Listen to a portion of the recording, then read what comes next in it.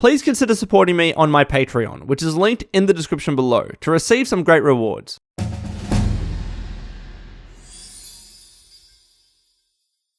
How's it going, everyone? It has been a Lone Vault Wanderer, and welcome to Lore Decrypted. On today's episode, we're going to be asking the question, why, in the original Bioshock game, did Andrew Ryan instruct Jack to use the golf club? Now, if you noticed, and especially you hardcore Bioshock fans out there would have picked up on this, I was very vague with the question that I just asked. And simply, that was for one reason. I didn't want to spoil Bioshock for those of you out there who haven't played the game yet. So, at this stage, I'll ask, if you don't want to be spoiled about one of the most important aspects of Bioshock, effectively the twist of the game, I recommend that you shut this video off now, play the game because it's a masterpiece, and then come back to this video and discuss in the comments. Alrighty, time to talk spoilers. Now, as you know, I did a Bioshock Definitive Story video series where I released a video that discussed the twist of Bioshock.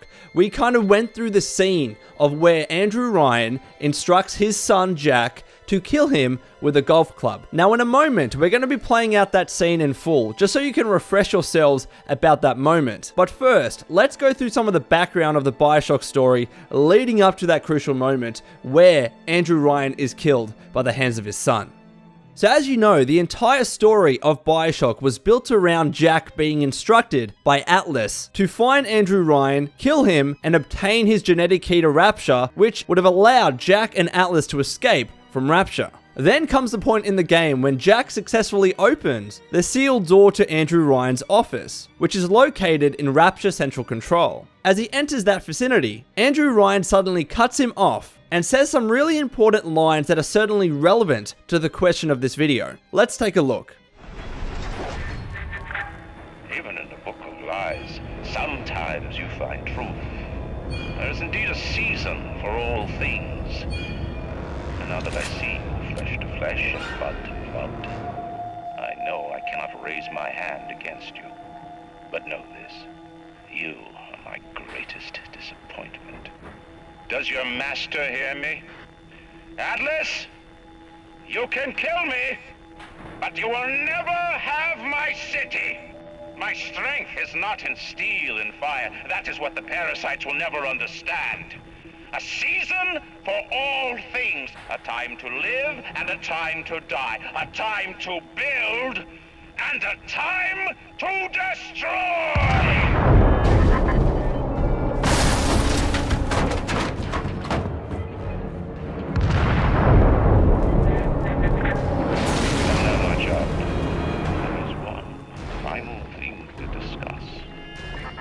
Now, there are a few brief statements in this exchange that I want to emphasize at this moment. Andrew Ryan says that he sees Jack flesh to flesh and blood to blood, and knows that he cannot raise his hand against him. But then he continues by stating that Jack is his greatest disappointment, and then he proceeds to mock his master, Atlas, explaining that he will never have control of his city of Rapture. And then Ryan says to Jack, "Come now, my child, there is one final thing to discuss." So what is this thing? Well, after Andrew Ryan activates the self-destruct mechanism in a last-ditch effort to destroy Rapture itself, Jack finally reaches Andrew Ryan's office, where the following scene plays.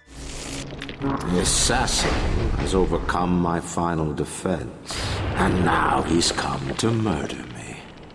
In the end, what separates a man from a slave? Money? Power? No. A man chooses. A slave obeys. You think you have memories. A farm. A family. An airplane. A crash. And then this place. Was there really a family? Did that airplane crash? Or was it hijacked? Forced down. Forced down by something less than a man, something bred to sleepwalk through life until they are activated by a simple phrase spoken by their kindly master. Was a man sent to kill, or a slave? A man chooses. A slave obeys. Come in.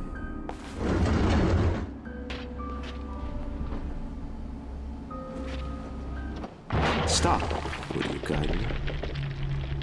Would you kindly? Powerful phrase. Familiar phrase. Would you kindly? Would you kindly get this? Would you kindly find that? Would you kindly find that? Would you kindly find? Would you kindly get this? Would you kindly head to Ryan's office and kill the son of a bitch? Sit, would you kindly? Stand, would you kindly? Run! Stop! Turn. A man chooses. A slave obeys.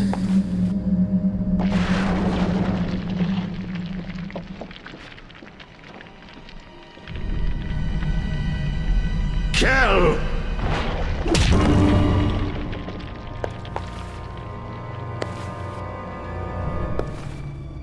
A man chooses!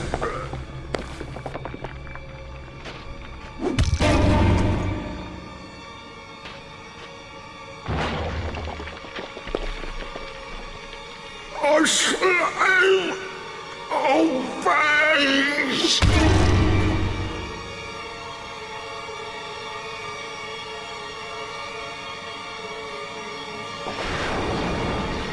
Obey!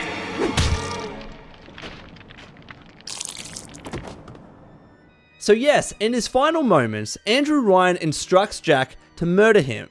But why? Why would he do this? Why at this stage would he want to get himself killed? I mean, surely at this stage, Andrew Ryan is aware that he has the genetic key on his person. So all Jack would have to do is grab that key, place the key in Rapture's central control terminal, which is just in the adjacent room, and abort the self-destruct mechanism. And this, of course, would hand complete control over Rapture to Atlas, who was later revealed to be Frank Fontaine. If Andrew Ryan truly cared about saving his city at that point, why would he simply get himself killed? Why would he not just stick some turrets onto Jack? Why would he not just be waiting in his office with a gun and shoot Jack in the head? Well, of course, as you just saw, there were some key things that were said by Andrew Ryan in that last piece of dialogue. So let's take a closer look. Andrew Ryan states a number of things, including the following. In the end, what separates a man from a slave? A man chooses, a slave obeys. Keep in mind this phrase, as Andrew Ryan proceeds to repeat it. Ryan then reveals the secret about Jack's upbringing, ensuring that he understands that the memories of his supposed family are all fake, and how the crashing of the airplane into Rapture was not because of an accident, but due to Jack's own hijacking of the plane. In Ryan's own words, it was a plane forced down by something less than a man, something bred to sleepwalk through life until they are activated by a simple phrase, i.e., would you kindly, spoken by their kindly master. He continues, was a man sent to kill or a slave? A man chooses, a slave obeys. And then of course he continually uses the would you kindly phrase to mock Jack, i.e., would you kindly stop, stand, run and turn. And then finally he finishes with the same phrase, a man chooses, a slave obeys, kill. Repeating this until he finally dies by the hands of his own son. So now we have some more information about this crucial point in the game that allows us to get closer to the answer of why Andrew Ryan actually allowed this to happen. Why did he get his son, Jack, to murder him in cold blood like that? First of all, let's discuss some fan theories. On Twitter, I asked you all a simple question. Why do you think Andrew Ryan instructed Jack to use the golf club? Dr. Mr. Pepper states that it was because he didn't want to see his city come to ruin by the parasites. Now I understand where this answer is coming from, but in my opinion, there is one fatal flaw. If this was truly the reason, why would Andrew Ryan be so negligent over the genetic key to Rapture? Again, he was holding it on him. That key provided him complete control over Rapture, and the control terminal had a slot where that very key could be entered. So even though Andrew Ryan activated the self-destruct mechanism to blow up Rapture, he still allowed himself to get killed, knowing, presumably, full well, that it would have allowed Jack to hand control over Rapture to Atlas/Frank Fontaine. So I do not think this is the reason. Then, Crawford Pinkman on YouTube said the following.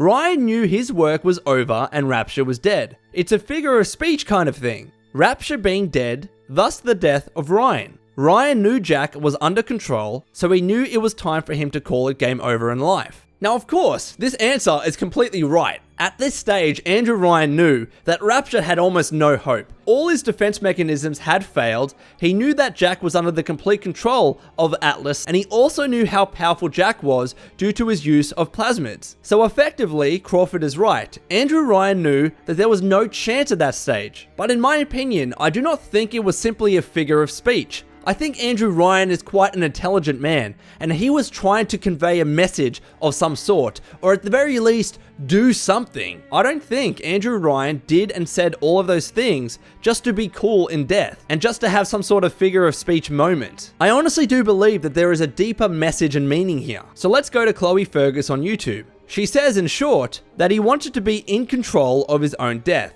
So I 100% agree with this, I just don't think it's the entire story. If Andrew Ryan just wanted to be in control over his own death, then he would have just shot himself, killed himself, and called it a day. But that's not what he did. Instead, he instructs Jack to kill him in an excruciatingly painful way to make some sort of point and to deliver some sort of message. And now we get to several people on Twitter that start to delve even further. Zakano1999 says, it was to prove that Jack had no choice. By commanding Jack to end his life, Andrew proves that a man chooses, a slave obeys. Kirby the Giver says, to prove that Jack had no free will at all, that he was merely the slave to anyone who knew the right words to say. Aspie's Tyler says, because he had to prove to Jack that Jack was a slave to Atlas by having Jack kill him, while phrasing a man chooses, a slave obeys, while Jack was under the spell of Would You Kindly. And then Son of Mars says, I'd have to say to prove his point about being a man compared to a slave. So yes, all of these answers are 100% correct. At this stage, it was very obvious that Andrew Ryan was trying to convey this message. He wanted to ensure that Jack knew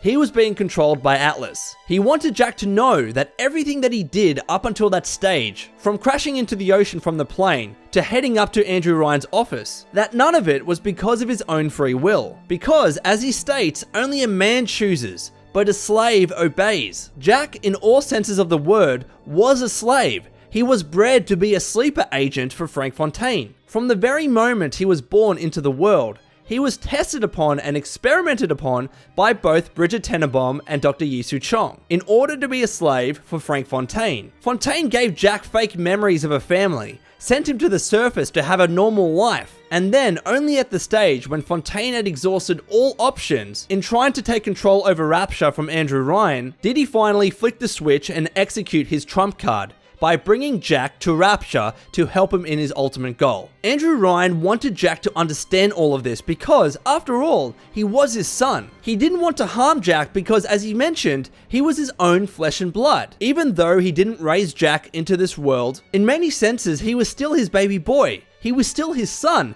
and he couldn't possibly hurt him. But there was one gift that Ryan could have given to Jack in his final moments, the gift of the truth. And I believe this wasn't just because Ryan wanted Jack to know the truth because he was his son, but also in a sense, I believe that he was trying to stick it to Fontaine. I'm assuming that Ryan suspected that once Jack came to know the knowledge of his existence and upbringing, and how Atlas/Fontaine was controlling him this entire way, then it was very likely that Jack would try and kill Fontaine, which is exactly what happened by the end of the game. So in my opinion, it's very clear at this stage, he went through all of those actions and instructed Jack to kill him to ensure that Jack knew the truth, one, because he was his son, and two, in order to get some sort of vengeance against Fontaine. However, I do think there was one more final reason.